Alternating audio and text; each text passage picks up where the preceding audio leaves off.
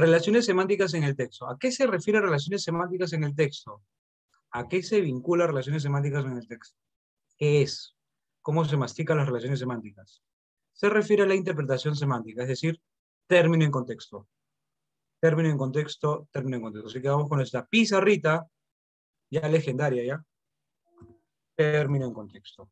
Los nuevos apuntan todo, por favor. Los antiguos ya resaltan nomás, ¿no? Los antiguos resaltan. Los más antiguos ya subrayan porque ya está resaltado. Si ya está subrayado y ya está resaltado, creo que ya puedes dar clases de verbal ya. Ah, verdad, todavía no hace 5-0, ¿no? Sigues en 4-1. Verdad, verdad. Término en contexto. ¿Qué es el término en contexto? Es la interpretación.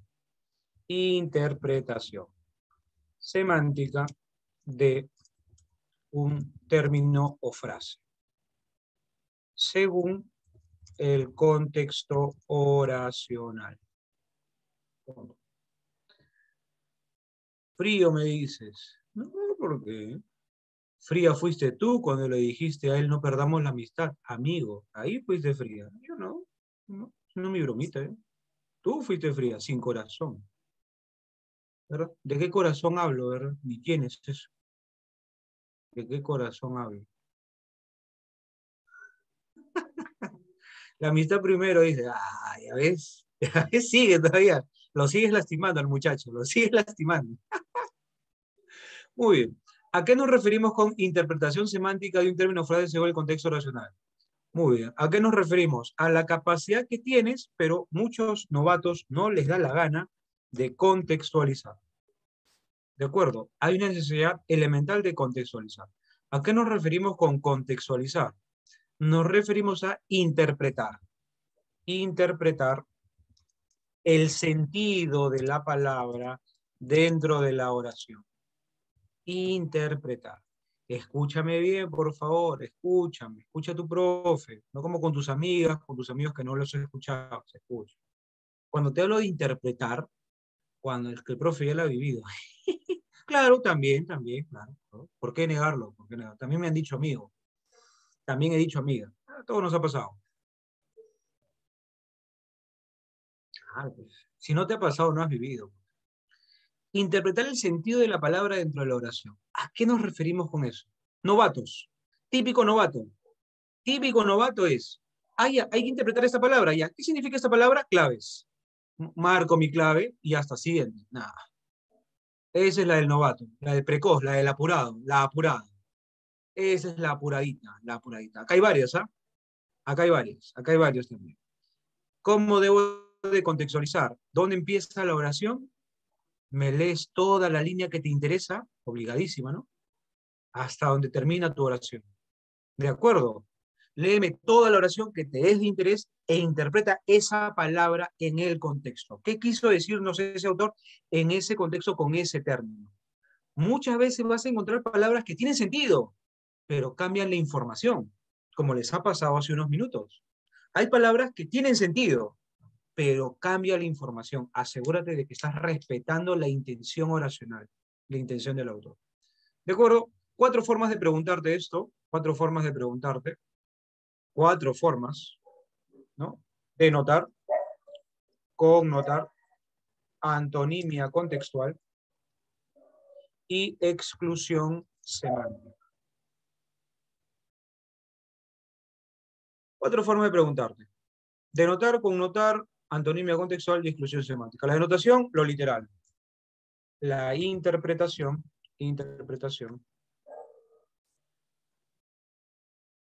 literal de un término o frase.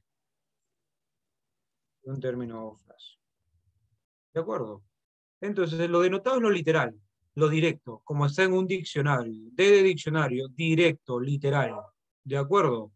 Así como tiene que ser. Así como son ustedes, chicas, directas.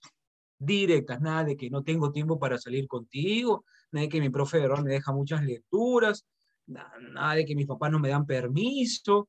No, no, no, no, no. Le dices, ¿sabes qué? No pasa nada contigo, flaco, estoy en otra. Hoy no, joven. Paso, le dices. Opa, claro, estoy en otra, no tengo tiempo, no hay time. Nada, hoy toca seminario. No, nada de tu floro que hoy toca seminario, que mi profe me dicta hasta las 10 de la noche. ¿Quién te va a creer que te dictan hasta las 10 de la noche? Fa. O Ahora van a entonces, creer, profe, hay grabación.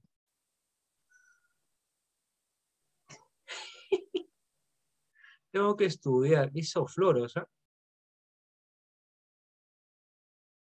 Es verdad que no me cree. Ah, o sea, hay tiempo para tener flaco, bien ahí. Hay tiempo para tener flaco. Connotar, con, con, con algo. ¿Qué es la connotación? Es la interpretación subjetiva, metafórica de un término o frase. No tengo tiempo para cosas de Peter Parker. No tengo tiempo para cosas de Peter Parker. O sea, no tengo tiempo para cosas de Peter Parker. No tienes tiempo para tu Mary Jane.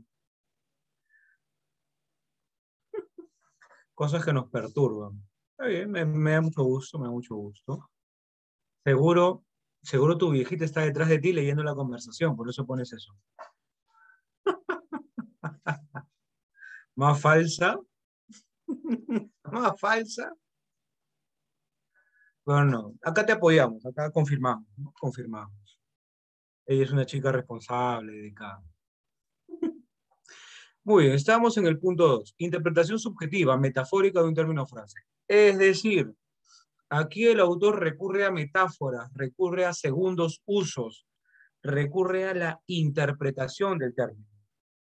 ¿De acuerdo?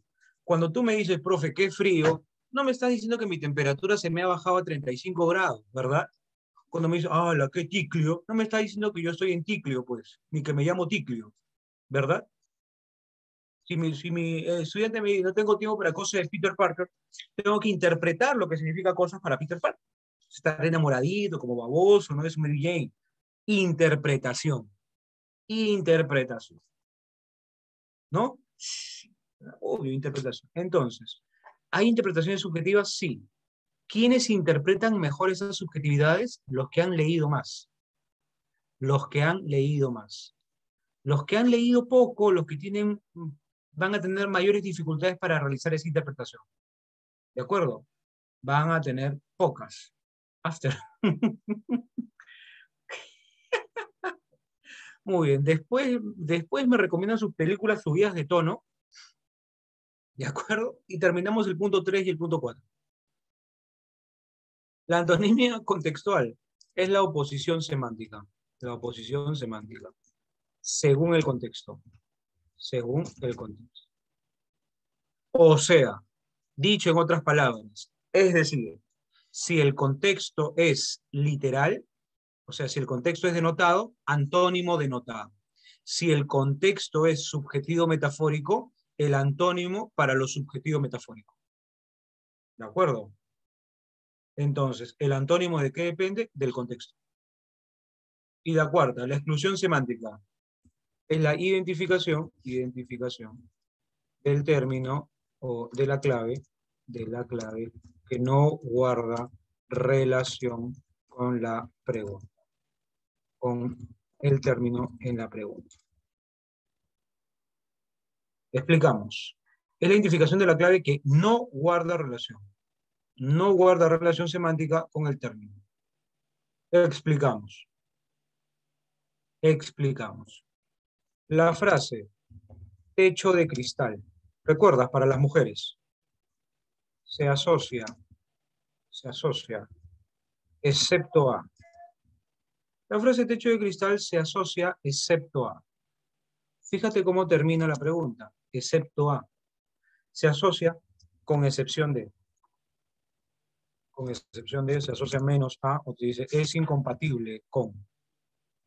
Es incompatible. De acuerdo, si tú ves que tu pregunta termina con alguno de estos conceptos, verifica, no te están pidiendo un sinónimo contextual, que te están pidiendo la excepción. De acuerdo, están viendo la excepción. ¿Esto qué significa? Que tienes tres claves que sí se vinculan. Techo de cristal es impedimento. Impedimento. Techo de cristal es óbice. Óbice. Techo de cristal es obstáculo. Obstáculo. Pero te hecho de que eso no tiene nada que ver con lentitud, por ejemplo. Claro, no tiene nada que ver, y como no tiene nada que ver, entonces eso es lo que marco. ¿Por qué? Porque no tiene nada que ver. Me están viendo aquello que no guarda relación. ¿De acuerdo? Y lo marcas. ¿Qué es lo fijo que te van a preguntar en admisión? La connotación. Lo fijo, la connotación. Así que por favor, interpreten toda la línea, toda la oración, léanlo. No sean perezosos. ¿De acuerdo? Y por favor, siempre lean lee toda la pregunta. A veces que te han pedido antónimo, y tú como bobo, estás marcando sinónimos. Sería muy bobo de nuestra parte a estas alturas del año, ¿no? Ya, eso en veranito, pues te lo toleraba, ¿no? Cuando eras novata, cuando eras novato, ¿no? Te perdonó varias cosas, pero ya, pues ya basta, ¿no? Ya demasiado. Tengo paciencia, pero ya, ¿qué excusa me vas a poner? El tiempo, el hambre. No, profe, mi secundaria virtual no me ayudó, profe. Pues ya ese flor ya cansa. No, ya no tienes perdón. Muy bien, queda esto y vamos a la práctica. Vamos a la práctica. Puede que no te guste dormir menos a medida que envejeces. Dormir, resumen, término ventana con nota. Ay, ay, ay. Ventanita.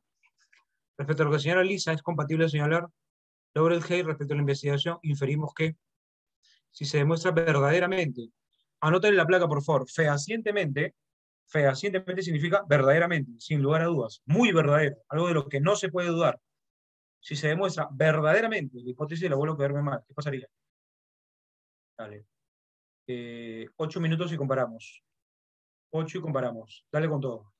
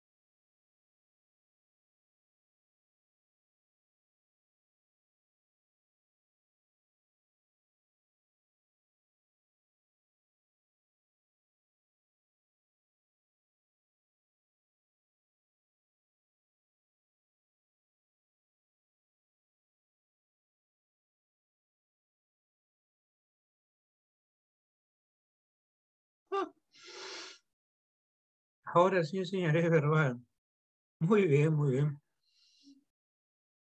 Carlos Eduardo, corrígeme la 4.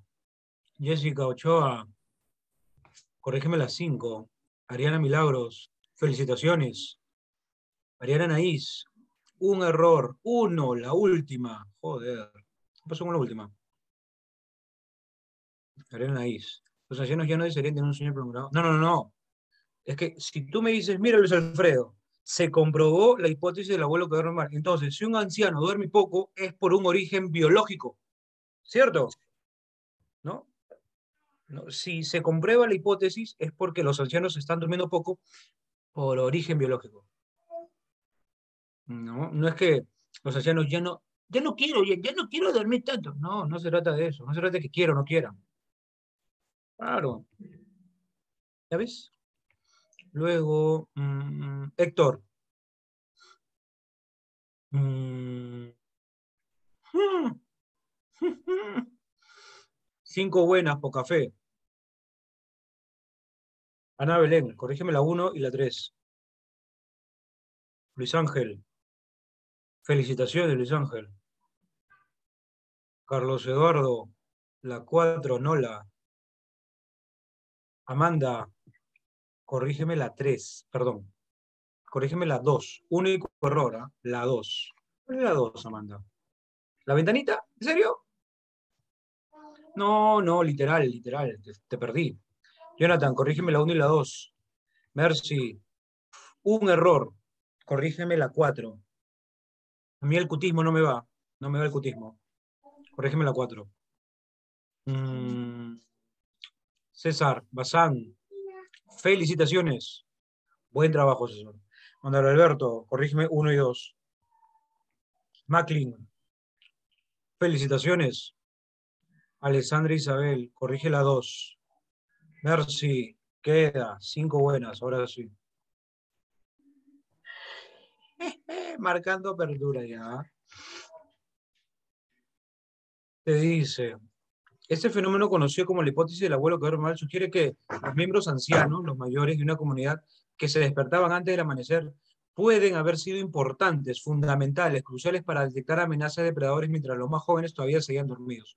O sea, el anciano dormía poco porque estaba velando que los más jóvenes puedan dormir más. ¿Se comprende eso, no? Tiene sentido, ¿cierto? Tiene sentido, ¿cierto? Podemos entender, podemos ver por qué los abuelos fueron tan importantes, fueron críticos en la evolución humana, ¿no? Vale. 1. Resumen. Clave de la 1. Según un estudio, los cambios en los patrones de sueño podrían explicarse como una adaptación evolutiva de nuestra especie. La clave, darnos un tiempo. Darnos un tiempo. 2. Ventana. Ay, ay, ay. Acá viene el grito. ¿Qué dice? Ellos duermen al aire libre, en cabañas, en hierro, 20, 30 personas, sin regulación artificial de temperatura de luz. Estas condiciones proporcionan una ventana idónea para estudiar los aspectos evolutivos del sueño. O sea, literal, ¿son un orificio, una ventana para ver? No, es metafórico. Es metafórico, es la oportunidad, la perspectiva de ver estas comunidades muy sencillas, muy simples, comunidades muy básicas, ¿cierto? Entonces, es una ventana, es una oportunidad de perspectiva, de ver, de observar, ¿cierto? Entonces no me marques es una apertura, porque apertura significa iniciar algo, comenzar algo. Apertura, ¿no? ¿Me confirmas? ¿Buscaste apertura en tu diccionario? Supongo, ¿cierto? Apertura es abrir, ¿cierto? Nada que ver. La clave, cachetadón, cachetadón. Cobertura. Ala, se me sube la presión. Se me sube, me da el mimiski. Cobertura es cubrirse, taparse. ¿Qué tiene que ver? Oh, infiltrado de módulo, me vas a decir. Ah, ya no te acuerdas, ya. Ya no te acuerdas.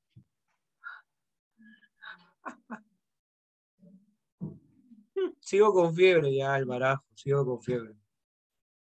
Si se le sube, tome su agüita mágica. Ya, muy bien.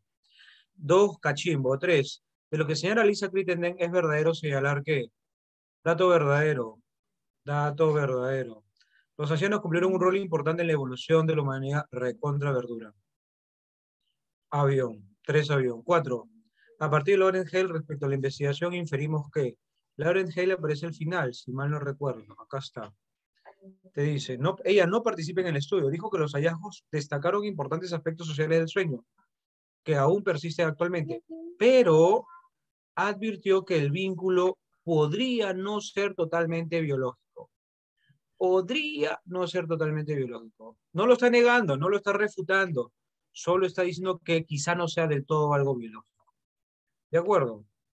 Entonces, de lo que dice Lorenz, contempla la posibilidad de las limitaciones del estudio. Distractor, beso. Refuta categóricamente, no refuta categóricamente. No, refuta parcialmente, a medias, pero no categóricamente.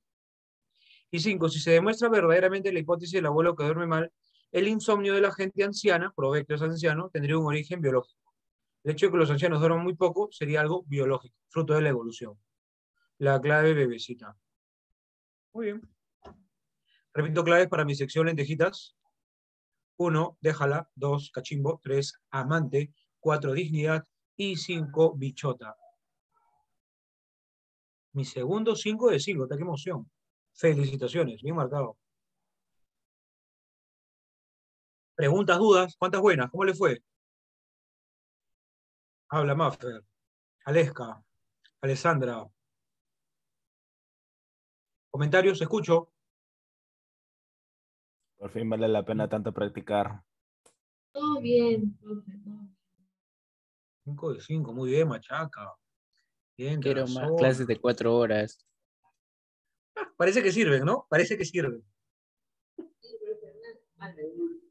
Parece que sirven clases de 4 horas. Muy bien, muy bien. O es que definitivamente contigo va la educación nocturna. Una de dos. Texto 2. Puede ser. ¿Qué se sabe del cerebro del corrupto? ¿Qué sabemos sobre el cerebro del corrupto? Ay, ay, ay. Ahí está Peter Costel. Ahí está Peter Costel. El cerebrito de Peter debe ser acá chiquitito, ¿no? Chiquitito ese cerebrito. Mi tío Alan. No, el tío Alan un cerebrazo. El tío El Alan tío ya no Alan. se lo puede estudiar, ya está con vale ese cerebro. No, el tío Alan otro lote. Otros políticos. El tío Fuji, ¿verdad? El tío Fuji. Otro level. El tío Alan sí. Otro level definitivamente. Texto, el tío Kuczynski. A ver, corrupción. Está larguito. 9 minutos puede ser. 9 minutos. 9 minutos si comparamos el texto 2. 9 minutos, dale con todo.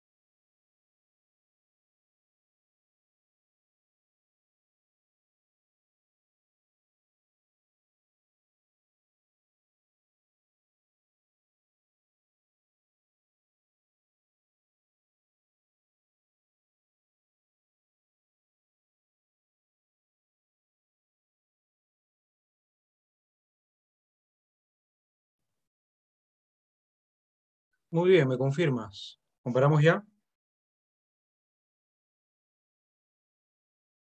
¿Tiempo suficiente? ¿Confirmado?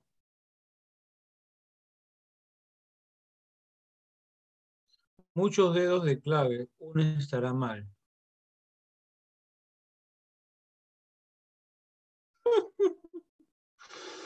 No, lo fregué. No te comprendemos. Como ya estabas cansadito, como ya querías tu descansito, ya pues, metiste la pata. A ver, Manuel Alberto, felicitaciones. Buen trabajo, Miranda. Carlos, Alania, corrígeme las 6 y 7. Ana Belén, un error, un error. Ana, un error. La primera. Aguanta, Ana. ¿Qué significa intempestivo? ¿Qué significa intempestivo?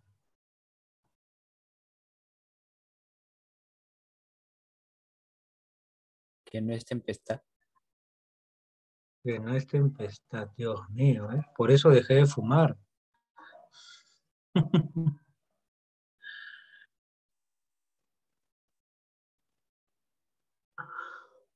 Intempestivo de un momento a otro. Abrupto, de un momento a otro, que no se espera, ¿no? Una llegada intempestiva de la lluvia, de un momento a otro. Y la amígdala pierde intensidad, no se vuelve intensa. Y amígdala es una idea secundaria dentro del análisis del cerebro de los corruptos. Entonces, no lo sea, no me parece un error digno. Uh-uh. No, no, no, te desmayaste, te desmayaste. Macklin, Tarazona, corrígeme las 6 y las 7. Al señor Héctor, vamos a responderle por privado.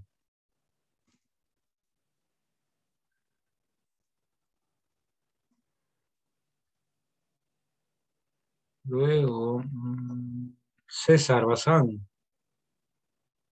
corrige las 6. Corrige las 6.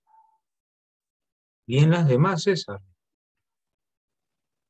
Y Michi, César, fue la 6. La amígdala cerebral como órgano específico que desata.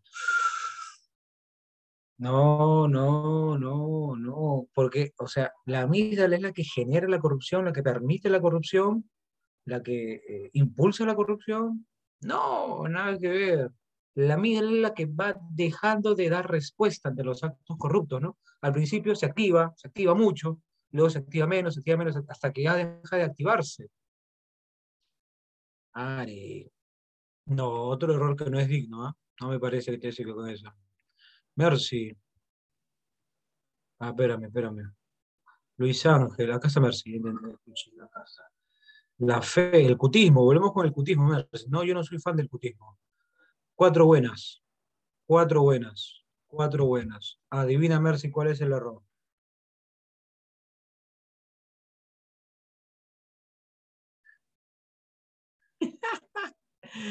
Dígame o lloro. Ah, por llorona te dejamos en suspenso. ¿Quién sigue? Luis Ángel. 6 y 7, corrígelas. Jonathan, felicitaciones. Ah, ¿no quieres llorar? Ahora te pones molesta. Esa es la actitud, moléstate. La primera, Mercy. Corrige la primera.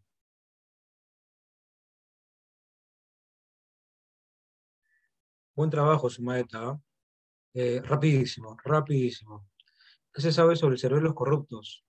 Un revelador estudio del University College se muestra que el cerebro es capaz de aceptar y adaptarse a la deshonestidad. Debido a que estudios previos habían demostrado que la disminución de la actividad de la amígdala cerebral hacía que las personas se acostumbren progresivamente a los estímulos negativos. Y un estudio demostró que los estudiantes que toman un medicamento inhibidor de la función de la amígdala, o sea, eh, estamos en un juego, ¿no?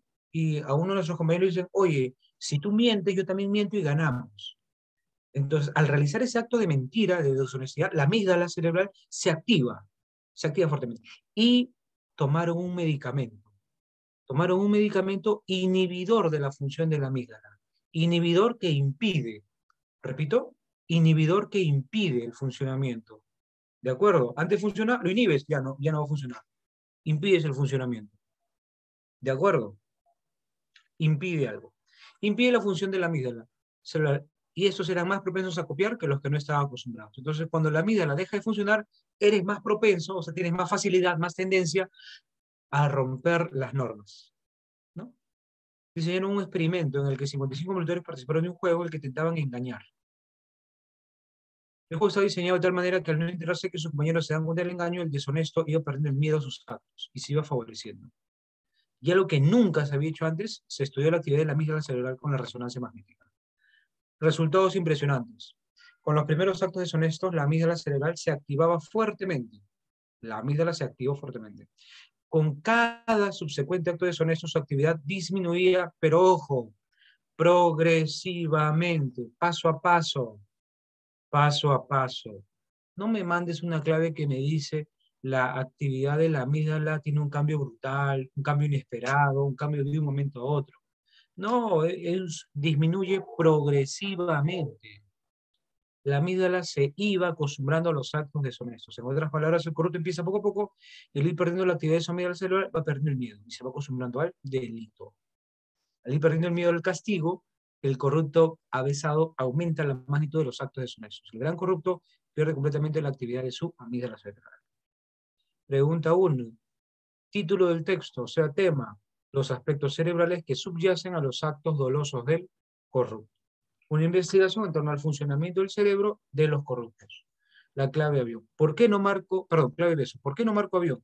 Los corruptos y la intensidad de su amígdala. No, intensidad intempestiva, peor todavía.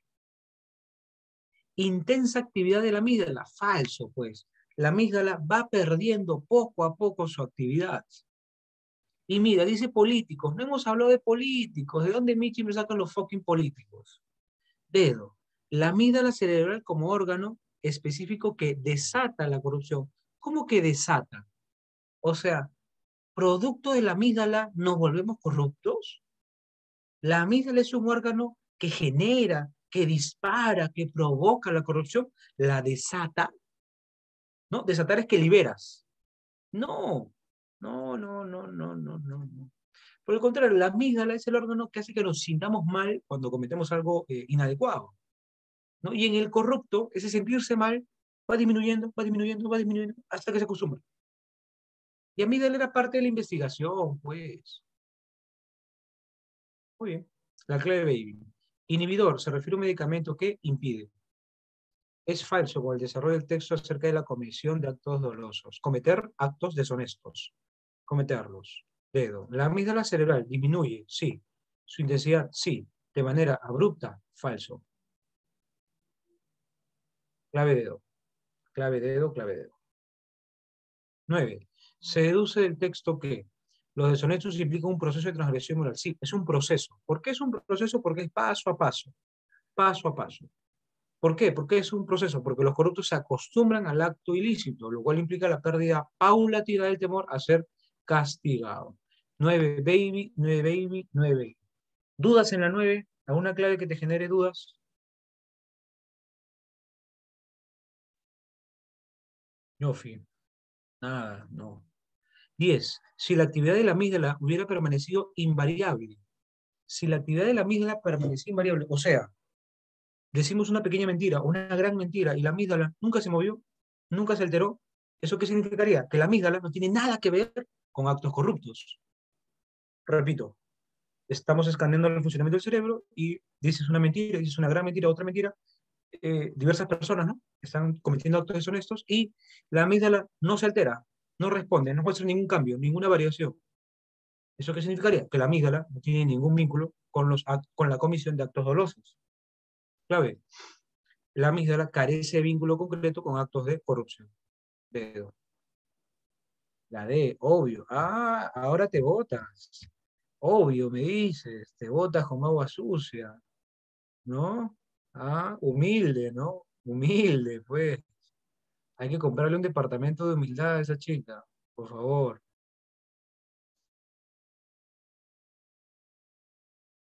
Tampoco. Una cisterna hay que comprarle. Repetimos claves. Me pidieron que explique la 6. Muy bien, repito claves y explico la 6. 6 besos, 7 dedos, 8 dedos, 9 bebé y 10 déjalo ir. En la 6, título, marqué beso. ¿Por qué beso? Porque la lectura nos habla sobre una investigación en torno al funcionamiento del cerebro de los corruptos. Explícame el funcionamiento del cerebro de los corruptos. Característica principal, la amígdala deja de operar paulatinamente. Poco a poco la amígdala deja de operar. Pero amígdala es una idea secundaria para explicar cómo funciona el cerebro de los corruptos.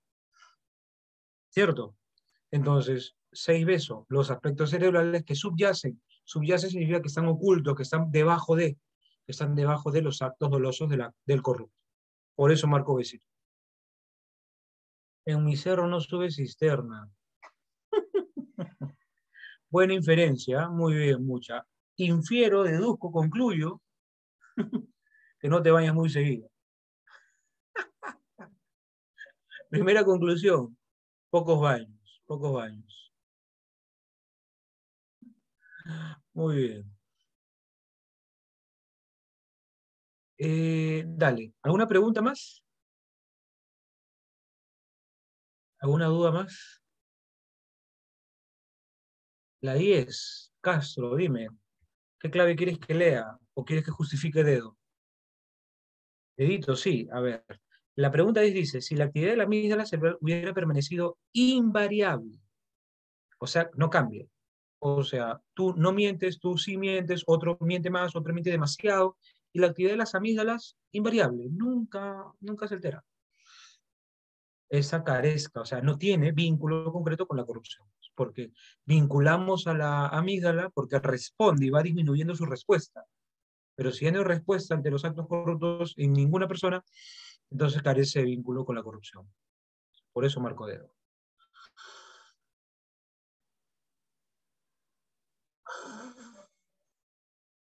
Muy bien, sin comentarios, Castro, sin comentarios. ¿Ya ves? Ya entiendo ya. Después, ¿por qué le engañan? Pues, ¿ves? ¿Por qué las engañan después? Ahí está, pues. Ahí está. Texto tricky. Eric, dime.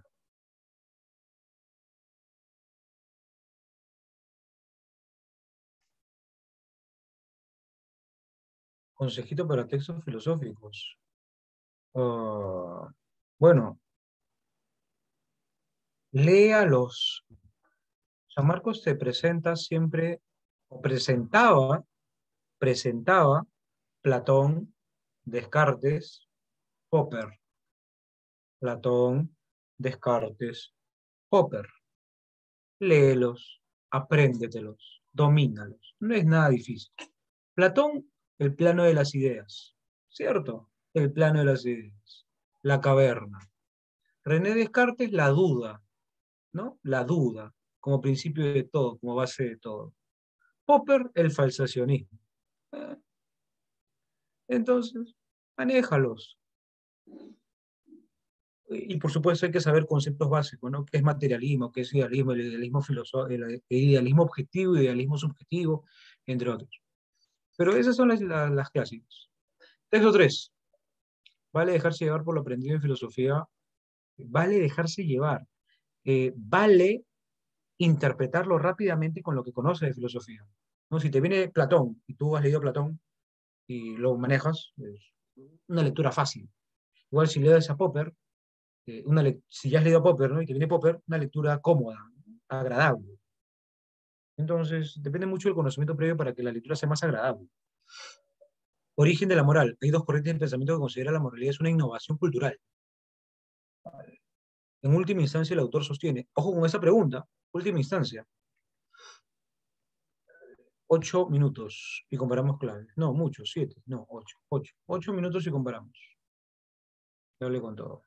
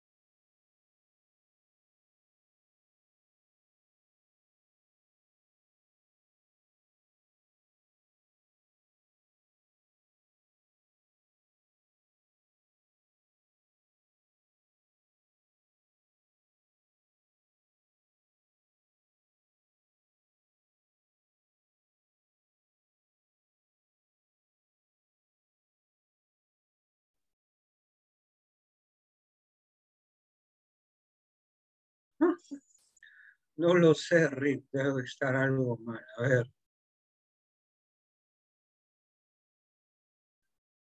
Mafer González, felicitaciones. Bien jugado, Mafer, ¿ah? Sebastián Schneider, felicitaciones. Oh, sin querer queriendo, Sebastián. Héctor José, felicitaciones. Muy buen trabajo, Héctor. Carlos Eduardo, felicitaciones. Muy buen trabajo. Carla Sofía, 1 y 2, corrígelas. Ana Belén, 4 y 5, corrígelas. Oh, mira, ahí está la pincha globos, ¿no? Ahí, siempre, solita se pincha el globo. Ojalá sí sea en el examen, profe. Ah, qué pincha globos eres, oye.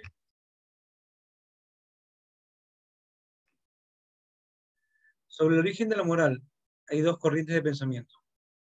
O sea, gente, ¿por qué, Michi, hemos desarrollado moral? ¿Por qué la humanidad tiene una moral? ¿Por qué los humanos poseemos moral? Explícalo. Hay dos corrientes de pensamiento. Una considera que la moralidad es una innovación cultural propia de la especie humana. Es una innovación cultural y rechaza las tendencias morales que emanen de la naturaleza humana. O sea, la moral es propia de cada cultura, es propio de cada cultura. Las tendencias morales son una elección, pero en el fondo no somos verdaderamente morales, sostiene Franz de Waal. En la teoría de la capa de Waal, originada por Henry Thomas Huxley, la moralidad es un revestimiento cultural, o sea, nos ponemos esta ropita de la moral, una fina capa que oculta nuestra naturaleza egoísta y brutal. Puede ser. La otra corriente, a contrario sensu, o sea, por el contrario, por oposición, por contraposición, a contrario sensu connota dedo, oposición. Sostiene que la moralidad es resultado de la prolongación directa de los instintos sociales que son comunes a otros animales. O sea, los humanos biológicamente o evolutivamente desarrollamos la moral, así como otros animales también tienen instintos sociales de moral. O sea, claro, vemos comportamientos en animales de moralidad. Por ejemplo, la ayuda mutua, ¿no? La empatía, la solidaridad. Hasta especies diferentes se apoyan. No es una decisión personal nacida de un momento histórico concreto, sino el resultado de la evolución social. ¿De acuerdo? El sustento de esta concepción es la teoría de la evolución de Darwin.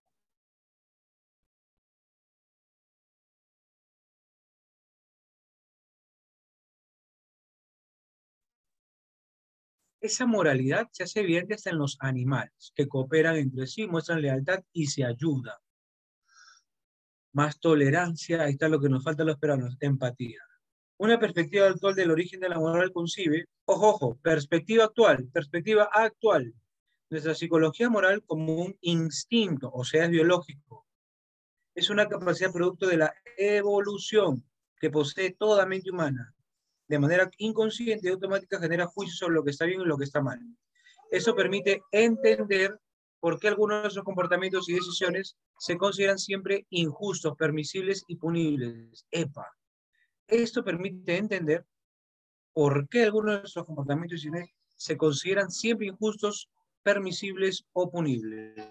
O sea, aquí y en cualquier cultura del mundo, cualquiera, asesinar a un débil, asesinar a otro, es injusto, es condenable, es rechazable. Abusar del débil, abusar del que no puede defenderse, no es correcto. Asesinar a una persona, quitarle otro, quitar lo que es de otro, es injusto y condenable. ¿Por qué algunas situaciones nos conducirán a pecar los ojos de la sensibilidad impuesta por la ley, la religión, la educación? Lo anterior permite evidenciar la tesis. Uy, mira, te la regalaron. Chica, está más fácil que tu enamorado. Aquí te regalaron la tesis. Existe una gramática moral con la que nacemos.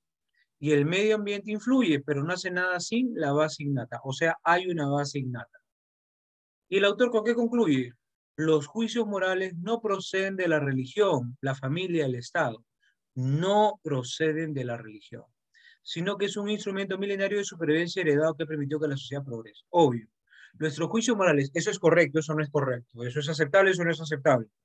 No pertenecen a una religión, a una familia, pertenecen a toda la humanidad. ¿De acuerdo? Vale.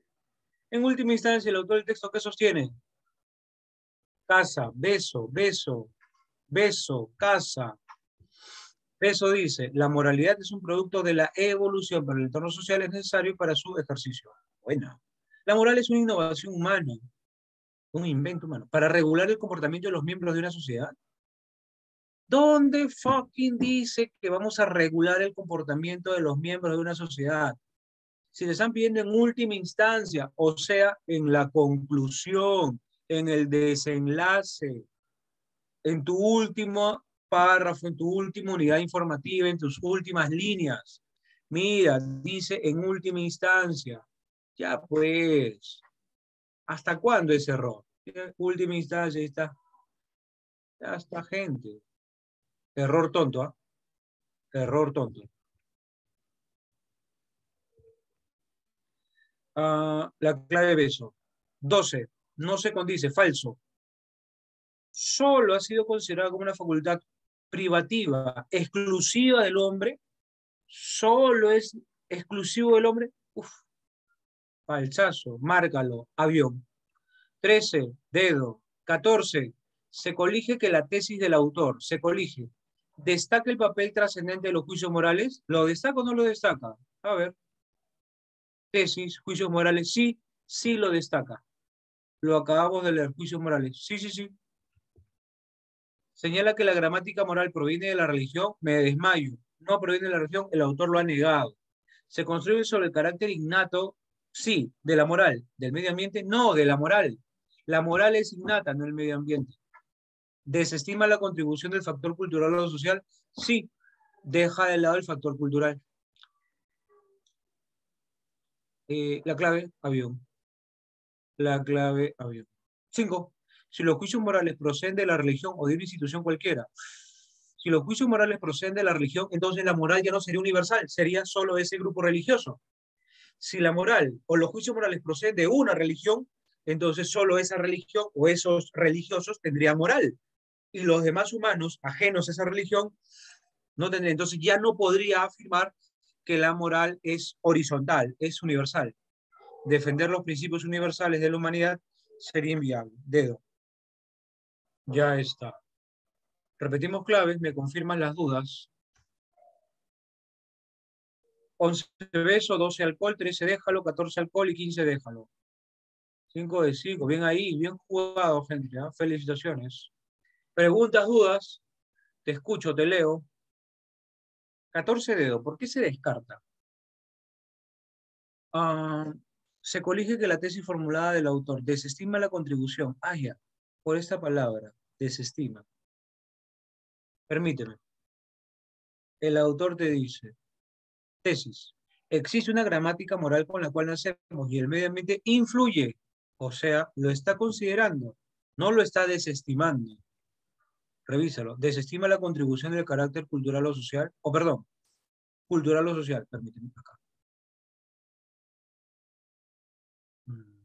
Acá.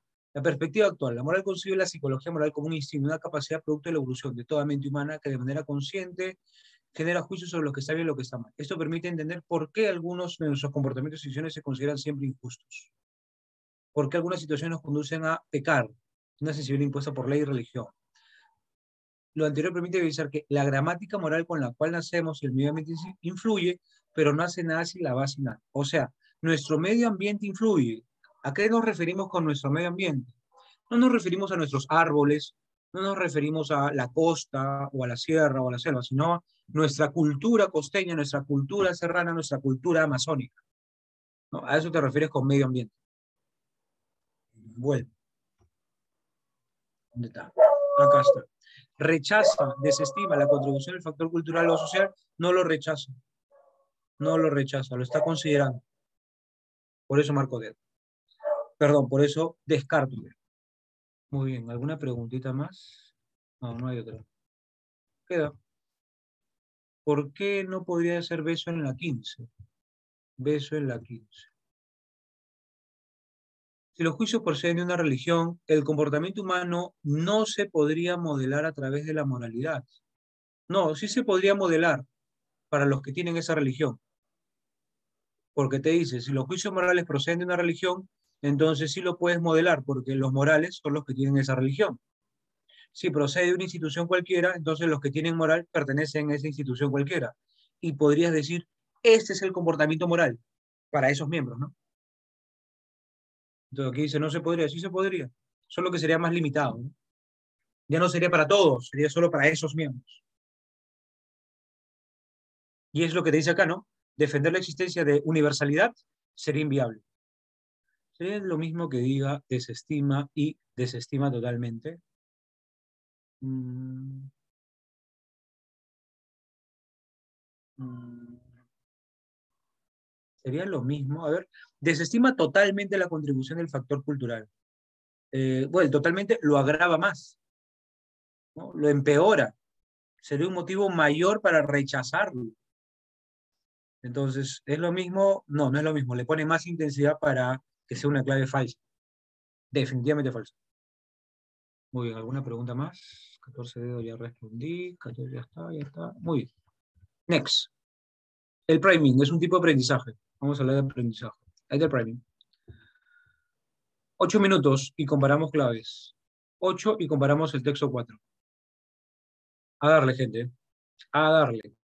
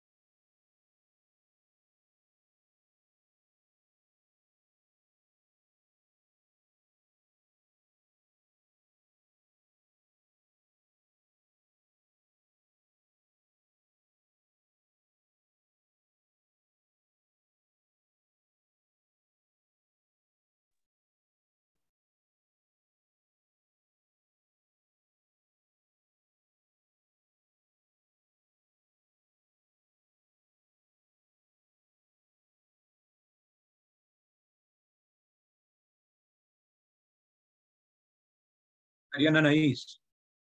1 y 3, corrígelas. Sebastián Schneider.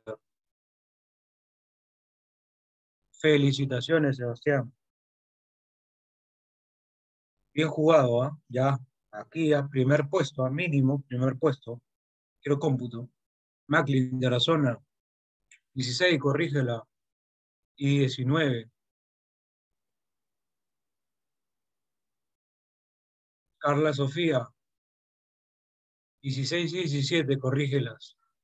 Luis Ángel. 16. Un error. La primera nomás. Bien las demás. A ver, el autor de qué se centra en explicarte cómo se lleva a cabo el aprendizaje prime perceptual. No, no es el cómo. Revísalo, por favor, no es el cómo. Es decir, sí se menciona, pero no es lo que le interesa al autor, sino qué ganas con ese priming, ¿no? ¿De qué te serviría utilizarlo? No cómo lo vas a hacer, sino de qué te serviría. Héctor, un error, la primera, corrígela.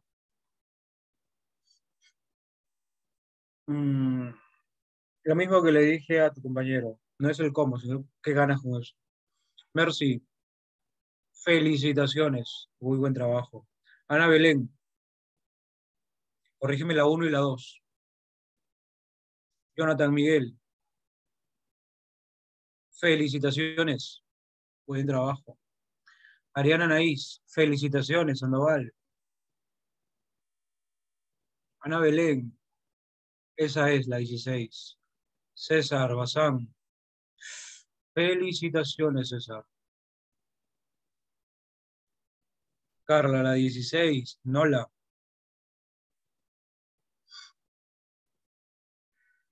El priming es. ¿De qué o de quién te está hablando el priming? ¿Qué es el priming? Mira acá, el priming perceptual refleja. ¿Ya? Es un tipo de aprendizaje implícito. ¿Qué cosa? ¿Para qué sirve? Facilita el procesamiento de un material específico, del cual hemos sido expuestos anteriormente. Es decir, mejora el rendimiento de una tarea y hace la precisión, velocidad o en ambos. O sea, ¿de qué estás hablando? Del beneficio de utilizar el priming. Este tipo de aprendizaje se forma y se evoca automáticamente sin que sea necesaria la intervención de procesos conscientes. Acá te habla de cómo se hace. Es un aprendizaje muy efectivo y duradero. Eso es lo que te trae de beneficio, que hace más rápida y precisa nuestra percepción y comprensión de determinados estímulos. Beneficios. La percepción de nuestro entorno y de estímulos que lo componen hace que se genere una huella anémica en la memoria. Y posteriormente esta huella es activada por estímulos iguales o similares, lo que hace que la información previa sea recuperada facilitando el procesamiento tanto de la información nueva como de la ya familiar. Beneficios. ¿De acuerdo? Pregunta 16. El autor se centra en explicar qué beneficios se puede obtener del aprendizaje priming. Bueno. ¿De qué manera la huella anémica facilita el aprendizaje? No dice priming. Así que no sé qué haces marcando casa. Si no, dice el fucking priming. Si no es el priming, ¿qué haces marcando casa? Hace meses te enseñé a descartar claves. ¿Por qué es necesaria la información previa para aprender? No dice priming. ¿Cómo se lleva con el aprendizaje previo y perceptual? Ese es el mejor distractor. Qué buen distractor. El cómo se lleva o el qué beneficio se obtiene. Y la lectura se esfuerza en explicarte para qué sirve, cuál es la utilidad del priming. ¿Cierto? Ya está. Paradigmático es. Paradigmático, acá está. La tarea de Gollins es una de las pruebas paradigmáticas empleadas en la evaluación del priming. Paradigmáticas, o sea, ejemplares, modelos, ¿no? La prueba tipo, el ejemplo tipo, ejemplar. Ya está la clave del call. Resulta verdadero con el texto afirmar que el priming facilita la recuperación de información de la memoria. Perfecto. Dedo. De la figura del texto se puede inferir que la tarea de Gollins empieza con poca información y luego la recupera totalmente. Implica una reconstrucción visual de imágenes, verdaderazo. Verdaderazo. Avión. Si la percepción del entorno y de los estímulos no logra generar una huella en la memoria, si no genera una huella en la memoria, entonces el priming ya fue. Ya fue, no habría forma de poder recuperar información si es que no hay una huella en nuestra memoria, ¿verdad? La clave, baby, no podría llevarse a cabo el aprendizaje denominado prime. La clave, como le decías a él, como le decías a ella, basurita, basurita. Es como le dices a tu amiga, a tu amigo, basurita. Repetimos claves. 16 déjalo, 17 alcohol, 18 déjalo, 19 alcohol y 20 baby. Un error. Profe, 18, lo hice bien y me dijo que estaba mal. Saqué 5 de 5. ¡Ah! Felicitaciones. Muy bien. Preguntas, dudas, repito algo. Creo que mis compañeros están durmiendo. No, están dando todo el privado. 16 besos. 16 besos. ¿Cómo se lleva a cabo? No, no marco el cómo se lleva a cabo porque el cómo te lo explican en 3 líneas, me parece. Y de ahí te están explicando qué beneficios trae, para qué sirve, cuál es la utilidad. Eso es lo que el autor se detiene. Claro, revise de nuevo, te vas a dar cuenta de eso. Muy bien, ¿ah?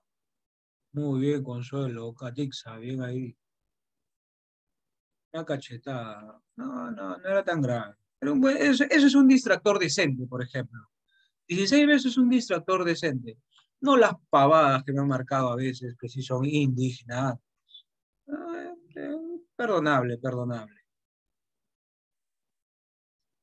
La del Huáscar. Sí, la del Huáscar. Vas a terminar tu carrera, ¿no? Huáscar. Cada vez que digan Huáscar, ¿no? Vas a sonreír.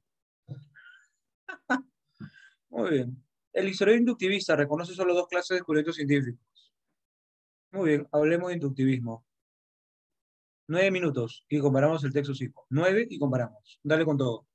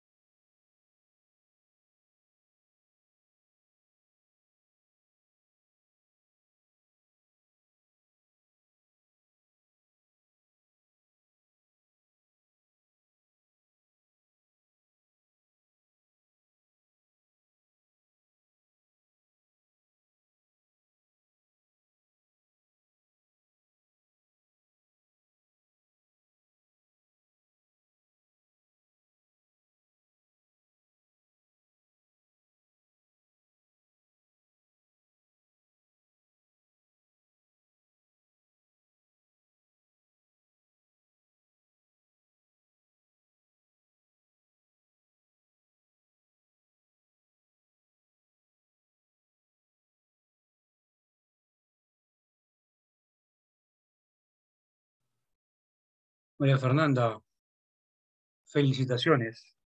Buen trabajo, González. Ya estamos ya para cómputo.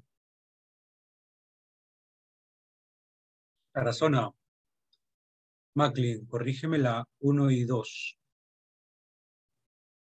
Vilcatoma, corrígeme la 3 y la 4. Again. Sebastián, felicitaciones. Felicitaciones, chumbitas. Bien marcado. También estaba mal.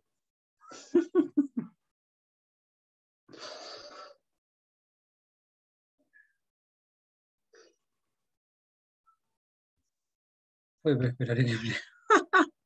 El historiador inductivista reconoce solo dos clases de descubrimientos científicos genuinos. ¿Cuáles son esas dos clases? Las proposiciones factuales y las generalizaciones inductivas. O sea, solo por estos dos medios es que hay un descubrimiento científico genuino.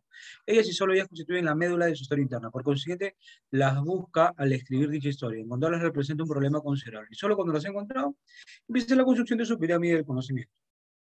Las revoluciones consisten en desenmascarar errores, o sea, identificar el error, ¿no? E impugnarlo, identificar el error y reconocerlo como error, que eso es falso.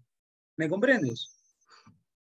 Entonces, desenmascarar, detentación, detentar el poder, o sea, quedarse con el poder, no tiene nada que ver detentar. Detentar es quedarse, apropiarse del poder de modo ilegítimo.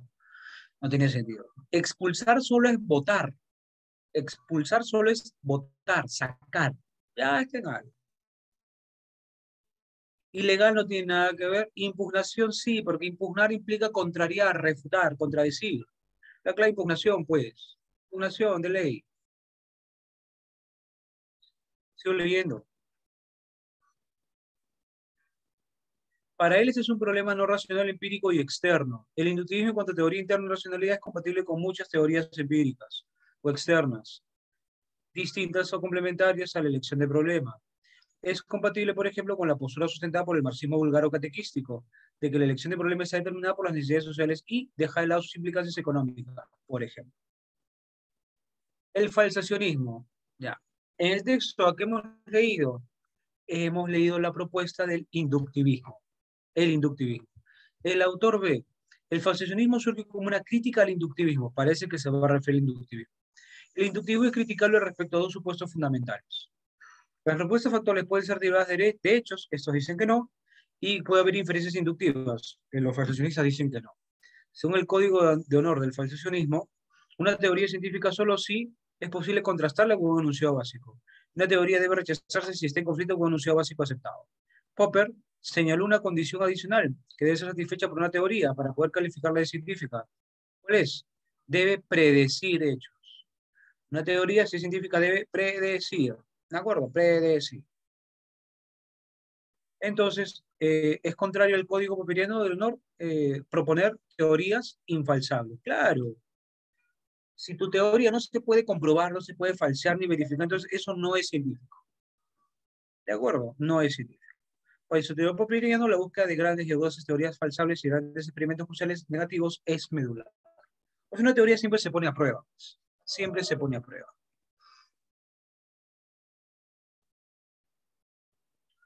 Héctor, 4 buenas, una mala. Corrige las 5. El problema medular que se plantea en ambos fragmentos es, el problema medular, ambos están, el texto A, el método inductivo, la inducción, y por qué sí. El texto B, el conflicto del falsacionismo contra la inducción, contra el método inductivo. ¿Cierto? Cierto. 1, avión. El conflicto entre los métodos inductivos y el falsacionismo en la historia de la ciencia. Avión, avión, avión, avión, todos mandaron avión. Bien marcado. Ah, no, un demente me marcó dedo. Los meandros de la historia de la ciencia en relación a inducción, los meandros, o sea, el pasado. Los recovecos. No, nada que ver con meandros. 1 alcohol, 2 déjalo, 3. La propuesta inductiva es predictiva. ¿Quién era predictivo? ¿Quién era predictivo? Predictivo es Popper. El falsacionismo de Popper. Dime, ¿el inductivismo es predictivo? Eso es falso. ¿Qué te estoy preguntando? ¿Por qué es falso?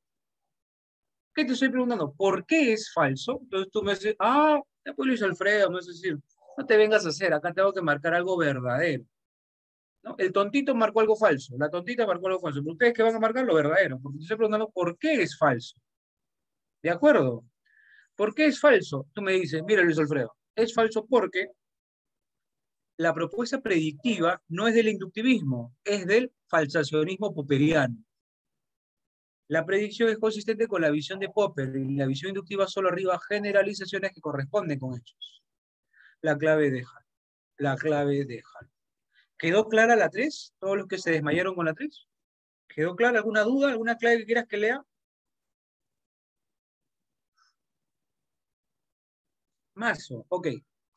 ¿Quién dijo que una teoría debe ser predictiva? ¿Quién lo dijo? Lo dijo, acá permíteme, Popper. Popper señala que una teoría para ser científica debe predecir. Entonces, si el autor te pregunta en las claves, ¿no? Oye, ¿la propuesta inductiva es predictiva? ¿No? La propuesta inductiva es predictiva, tú le respondes, no, naranjas, eso es falso. Eso es falso. Eso es falso. Ok, claro, eso es falso. ¿Por qué es falso? Ah, porque la predicción es consistente con lo que dijo Popper, que está. Se deduce respecto al denominado marxismo vulgar del texto A. El marxismo vulgar coincide con la visión inductivista, ¿verdad? Y también debe tener las mismas limitaciones del inductivismo, ¿no? También debe tener, porque no puede ofrecer una explicación interna racional de por qué fueron seleccionados ciertos temas y otros no. Entonces también tiene esas limitaciones. ¿Cierto? Bacán. 4. Se deduce del marxismo vulgar que es incapaz de proponer hechos novedosos e inesperados. Además, niega posibles errores teóricos internos.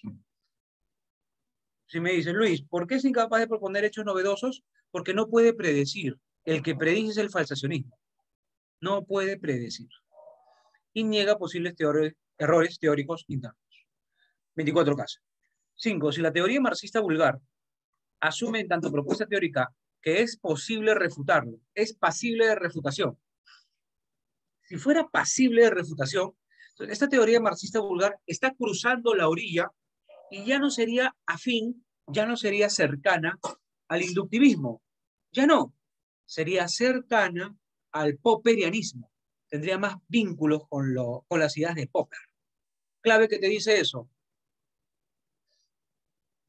Clave que te dice eso. ¿La propuesta de Popper sería superada por el inductivismo? No, no tiene nada que ver. La teoría marxista vulgar, su vena dogmática, ¿no? Su línea de dogma, su línea de creencia, daría lugar a una tendencia más cercana al falsacionismo. La clave cachetada. La clave cachetado. Ya está. ¿Me confirmas? Me confirmas. 24 dedos, ¿cómo lo descarto? A ver, 24 dedos, ¿cómo lo descarto? Dedo te dice, el marxismo vulgar plantea la generalización previa a la confrontación con los hechos sociales, de manera que se construye como... No, no se construye como una teoría sólida, porque es una teoría con deficiencias, con falencias, ya que al igual que el inductivismo, permíteme, no puede ofrecer una explicación interna racional de por qué fueron seleccionados determinados hechos. Entonces, no es una teoría fortísima. Y por eso descarto de... O sea, la primera parte bien, ¿no? Plantear la generalización prevé la confrontación con hechos sociales. Bien, pero incorrecto la última parte. ¿Alguna pregunta más sobre el texto 5?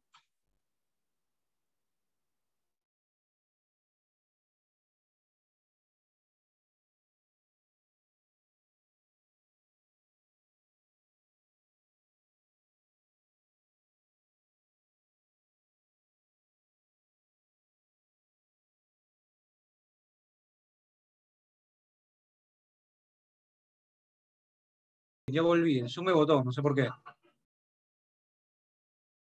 Ella cumplió.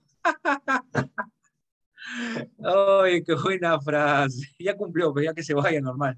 No es roche. Sí, a veces el Zoom me saca y está cargando, cargando y luego vuelve a cargar y estoy en la clase. Nada, les pregunté alguna interrogante sobre el texto. ¿Algún interrogante que quedó?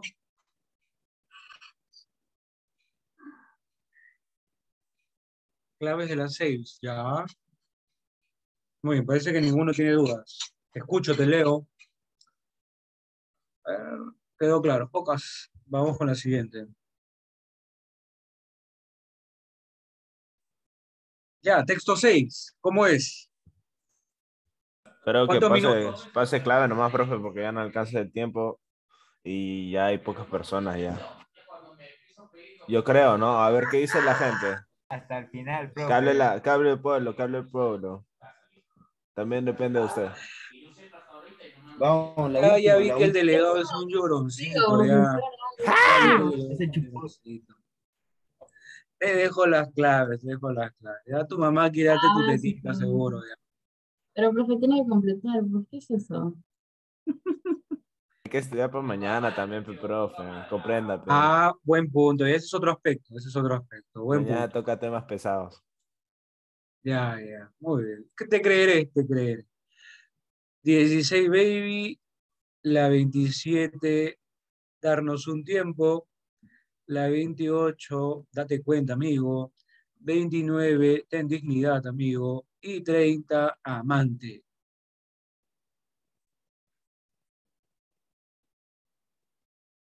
Uy, Amanda, sácalo.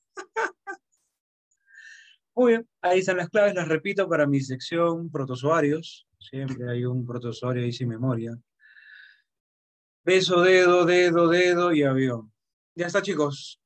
Gracias a todos por la atención. Muchas gracias a Nos usted, profesor, vemos por en la darnos su siguiente tiempo. clase. Ah, ¿y tu ¿Verdad? tutora, verdad? ¿Dónde está No. tu Mi tutora? tutora está ahí en su casa ya. Este siempre se presenta, doctor. El profesor le dijo, uy, le dije, doctor. Uy. Tu tutora está durmiendo, está Está en su jateando. casa. Este es el simulacro para el Ya viernes. está. Está en la discoteca, Pendiente, seguro, tutor. escuchando a Raquín. Uy, pues, quién sabe, profesor.